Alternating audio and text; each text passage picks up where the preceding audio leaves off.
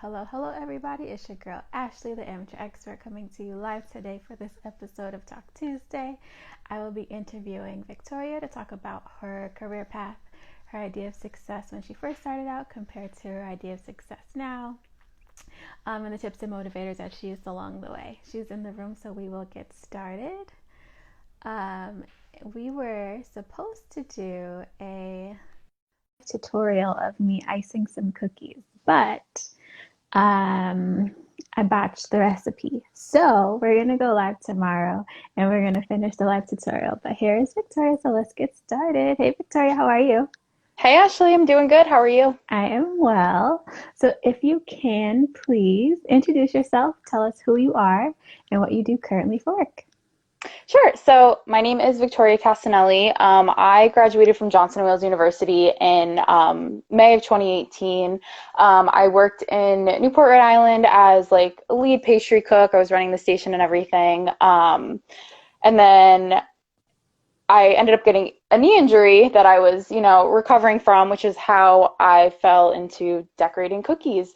So right now I am currently moved back to Connecticut, moved back with my family, and I am going to Southern Connecticut State University. I'm pursuing my MBA in management, and I am also slowly building up my baking business, which is not what I had planned, and I'm just feel so grateful and honored that I can even do this. So yeah, I'm very excited to do this interview with you. I'm excited to have you. And so we met, oddly enough, at the iHaven cohort. You're in cohort 3. I was in cohort 2. Yes, you were in cohort 2. You were cohort 1, I was right? cohort 1, yep. Okay. And I came in randomly on a Tuesday or Thursday night. And Sharon had asked me, she was like, "Are you coming in tonight for class?" And I was like, "No." Was Tom there?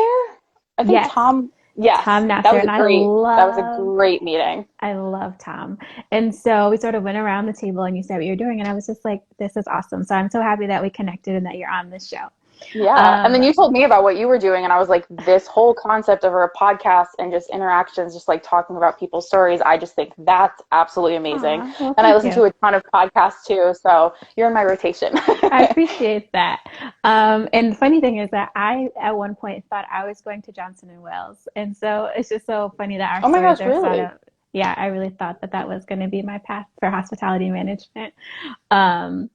But this isn't about me today, it's about you. So tell me, when you were a little girl, what did you want to be when you grew up, and what was the motivating factor behind that? So when I was very little, I always said, first it started off, I wanted to be a dolphin trainer.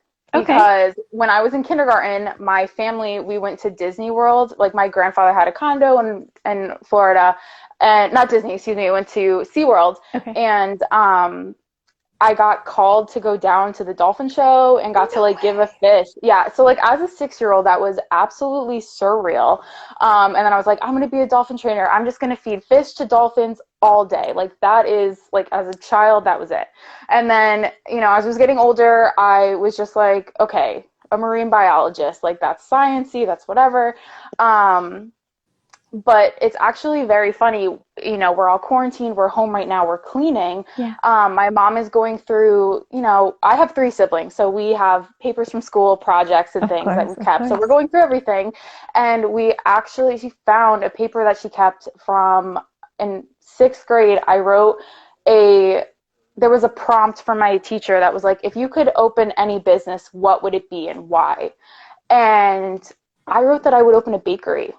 No way. And I literally had the most out-of-body experience reading this the other day, because all of the reasons that I put in the paper, like watching people eat my food makes me so happy, like getting to share that happiness and joy with people, those are my drivers and my motivators like now. Wow. And so to read, like 6th grade was like 2008, I think. But so to read from 12 years ago, like literally the same things on paper, that I never planned to go this route. I went to culinary school because I was like, okay, cool, I'll work in kitchens. And the universe was just like guiding me. Like everything happens for a reason. And like to find that paper was absolutely surreal for me. That is amazing. That is amazing. So yeah. When did you pivot? Well, what did you think success was when you were following the dream of becoming a dolphin trainer or marine biologist? I don't know if I ever really had an idea of like what success was. Hmm. Like that was never like a tangible thing for me, if that makes any sense. Yeah. I have a very strong family connection, and like my family's very close. I also have a massive Italian family on my dad's side, and then my aunts and uncles like on my mom's side. So I just have a huge family. So I think just success for me was just getting to, having a house that you could share and have Hmm. people over and just spend that time with. Yeah, that So makes sense.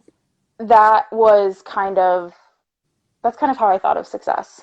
I like it. It's just And like so, being with people you love. yeah, absolutely. And then so how did you pivot from being a dolphin, wanting to be a dolphin trainer to actually applying for Johnson and Wales and wanting to Yeah, be in the culinary business? so that actually happened afterwards. I was actually initially looking at schools originally for audio engineering and music management. So Wow. like Okay. total pivot from marine biology. I love concerts, I love going to shows, I love live music, and I was like, I want to work in the music industry. So how can I do that? That would be like successful. So working the soundboard at concerts, like Yeah. that was my dream through high school. And it was probably like junior year of high school. Again, big Italian family, so there were lots of graduations and birthdays and weddings and whatever. So we had like just a ton of parties, and my brother has a severe tree nut allergy, so my mom would always bake. Like we always baked growing up in my house. And that summer in particular, I was just like totally going crazy with like Pinterest recipes. It was like the beginning of the Pinterest craze. Okay. So I was on it all the time and finding recipes, things to cook. And I made some kind of cookie for a party, and one of my cousins was like, why don't you go to culinary school? And I didn't know that that was a job that you could have. I didn't know that Uh, you could get paid to cook. And I was just like, oh my gosh, like that kind of makes perfect sense. And I am more yeah. creative, so I took all the art classes in high school. I was always painting, drawing, reading, like really involved with the arts. I worked the Yeah. lights for my school plays and stuff. So the decorative kind of creative aspect of the baking and pastry route versus like the culinary route, because you can choose one of the Concentrations. two at Johnson and Hmm. Wales. Yeah.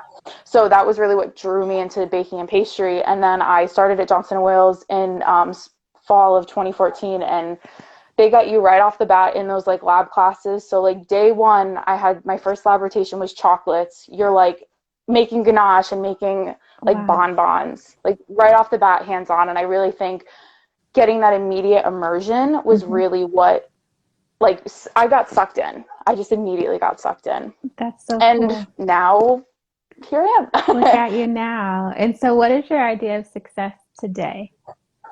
I would say my idea of success today is just being fulfilled in what you're doing and feeling like in your soul that the work that you're doing is satisfying you. Like you're doing it for you. You're not doing it for other people. What you're working for is for you. And it took me a very long time. I'm not that long. I'm 24, so like long time, it's all relative. But I worked, and I've had all kinds of jobs. And I just think being happy, like life is too short not to be happy and satisfied with what you're doing. Yeah, And for sure. I just fell into cookie decorating because I had a knee injury, I had surgery, I was recouping, and I was so creatively stifled. I was like, what can I do sitting down? And I can spend hours on Instagram scrolling, watching people flood videos. One of my very good friends on Instagram, um, we connected. She's a cookier in Florida, and she's so talented, and she's been such a huge support for me going into like this. So just doing the work for yourself is really, that's success for me, and being happy in what you're doing. So I just heard you say cookier. Yes, so Is the that what you call cookier yourself? community, yeah, I do cookies and cakes, so Okay. I kind of just call myself like a baker. Okay. But the cookier community in it's like Instagram, so you call yourselves. I love that. That So is super cute. it's fun and cute. I love that. Um, And so you were going to teach me today Yeah. how to properly ice a cookie. Yes. Um, I botched the icing recipe, That's all right. but Third time's the charm. third time's the charm. So tomorrow, tomorrow we will do the live demonstration. But what I want to talk to you about is I think I remember you saying that your cookies are dietary specific, like they are. Yeah, so a big focus of what I do is gluten-free and vegan baking. That's kind of when I have a brick and mortar location, that's truly my goal, is to have like a really good rotation of gluten-free and vegan products. My mom is gluten-free, as well as, many people in my life are gluten-free, and it's very hard to find a gluten-free product that like actually tastes good and isn't dry and cardboardy in your mouth. Yes. So I've done a lot of like experimenting with different flours and kind of the gluten-free and vegan baking kind of substitutions. I just want it all circles back to like just giving somebody food that they can eat and enjoy and feel like excited about, and just giving somebody who has a dietary restriction something that tastes just like what they're missing out on. Like I want to be able to give that to people. So that's a big part of it. And then also I'm like nut free, and the goal for my brick and mortar location one day is to be 100% nut free, because growing up with a brother with severe nut allergies, it's very hard to, oh yes, there's no nuts in this physical product, but it's made in a facility, so it's not 100% guaranteed. Right. And Yeah. it's just so scary with the allergies and everything. So yeah.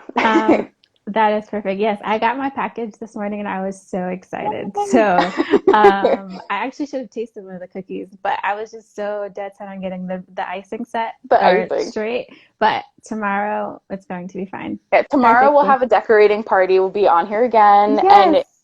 everybody who comes on to watch will get a sneak peek of what my next cookie kit that I'll be doing for my like little Connecticut area, with sprinkles and cookies and icing. So I love it. yeah. And so, tell me what you've made different. My roommate is in here and she's very excited. She tried to help me too, but we didn't do well. You Um, guys are gonna do great. You guys should both be on the decorating call tomorrow. we Just will do it make together. we will make that happen. It'll be so fun. We will definitely make that happen. So, but I want to know, you've made very like almost drastic pivots along your like career path, or like what you thought you wanted to be. Yeah. What are some like tips and motivators that you used along your journey? Um, Definitely follow your passion, I would say, is the biggest one. And for me, I've kind of been figuring out along the way what my passion is, and I'm sure there will still be evolutions. Mm-hmm. Um, Really, as scary as it is, like trust the process. I have had truly the most like roller coaster past like year and a half of my Mm-hmm. life. And I'm just like finally at the point where I'm like, okay, all of that craziness had to happen to like lead me to where I am right now. And that the craziness that I'm feeling in my life right now currently, like it's leading me to somewhere where I'm meant to be in the future. So it's just kind of trusting that process. And then I would say like a third one is, this is just a funny thing. My dad always says, like, put your big girl pants on and get her done. And so like if Legit. I'm feeling like stressed or crazy or whatever, like I just like hear my dad's voice in my head, just like get her done, and I just like, all right, let's go. It's like time to do it. Buckle down. And my mom actually found a sign that basically said like pull up your big girl panties and like get them done, or something like that, along the same lines. And I actually, when I was in my apartment in Rhode Island, I had actually hung it in my bathroom, so that way, like when I was up in the morning brushing my teeth, I could look at it and be like, yes, one, I have my family support, like no matter what, and Um, two, like I got this. And that was just like, the morning mantra deal, like tackling the day. that is so important and so good. Thank you for sharing that. Um, Yeah. and so, what's something that you have learned or that you're still in the process of learning that you wish you had learned sooner? And I think you might have touched on it a little bit, but if maybe you can just expand upon it a little bit. Yeah. Something that I struggle with a little bit is just knowing your worth and knowing that what you have to offer is like your time is important, your time is money. So like cookies, for example, it's, it's very time consuming, but like the delicate detail worth. And Yeah. initially I hadn't priced everything accordingly. And, that's a lesson that I learned, and I am still learning of, how to value my time and the skills that I have learned that I spent the past, like basically 6 years, the past like 6 years kind of learning and growing, and still continuing learning and growing every day. Like, your time is money and it's worth it, and like invest in yourself because it will just pay off. And I'm still like, I can say that, but I need to listen to it. It's like I have to just take it in. But yeah. That's actually really good and so important. Someone was just telling me that yesterday. I like making websites for people, and I just do it like for fun. And Yeah. I was told that I need to start sending invoices, and I'm like, Oh yeah. It's so difficult It's because so it's something scary. that I It's so do as a hard. passion. So, but I totally, Yeah. that makes a lot of sense. You have to Yeah. realize that you're worth. And then I was also told, right, add tax. So like get Yes. exactly what get I exactly learned what that you're one worth. from the iHaven meetings. It's so important. It's so, so important. Um, Absolutely. well, my dear, so maybe you said that, so tomorrow we're definitely going to do the tutorial. Um, Yes. the cookie that you made, the cookies that you sent me, so excited to Yeah. taste them tomorrow. They are gluten-free and vegan, or what are they? Those are regular. Those aren't gluten free. They're just Okay. like regular flour. Okay. But I do gluten free ones as well, and then I also do vegan icing, Perfect. like cakes and cookies too. Okay, cool. And so where can people find you online? So I am on Instagram at Casinelli Pastries. I'm also on Facebook under Casinelli Pastries, and I'm in the process of building like an actual website. Um, it's a little bit of a struggle, but like we're getting there. I can help you. Oh my gosh, that'd be so great. I can totally help you.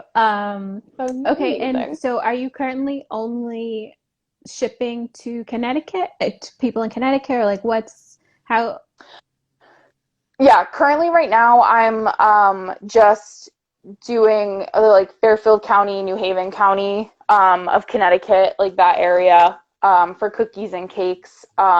Looking to expand, but I have to figure out the like licensing part Okay. of that. So as of right now, I'm exclusively to Connecticut. Sorry to everybody not in Connecticut, but yeah. But you can see all of my work on Instagram. I'm constantly posting videos and pictures of cookies. So if people want to get kits, they also have to be in Connecticut. The cookie Yes. kits. Okay, very The good. cookie kits, yeah, I'm I posting just those. wanted to be clear.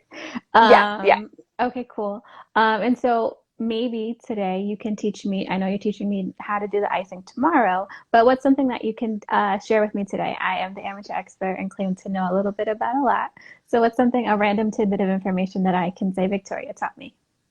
I can tell you like the origin of wedding cakes and kind of how that all started. Sure. Yeah, so wedding cakes actually date back to ancient Rome, but it wasn't a cake. They used to take a loaf of bread and break it over the bride's head, which would symbolize fertility when all the crumbs fell down. And then Okay. the guests would like rush the bride basically to get a little piece of crumb for good luck. Wow. So the first wedding cake wasn't actually cake, it was bread. That is super cool. And I would have never guessed that. So thank you so much for sharing that with me. And You're I look welcome. forward to our tutorial tomorrow.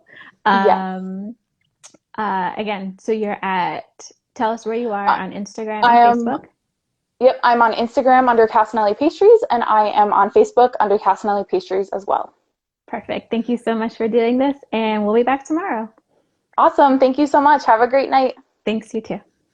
Bye. Bye. Thanks everyone for watching. I wore this shirt because I thought I was going to crush the icing, but I did not crush it. So tomorrow we'll be back to do the live tutorial. Thank you so much for watching.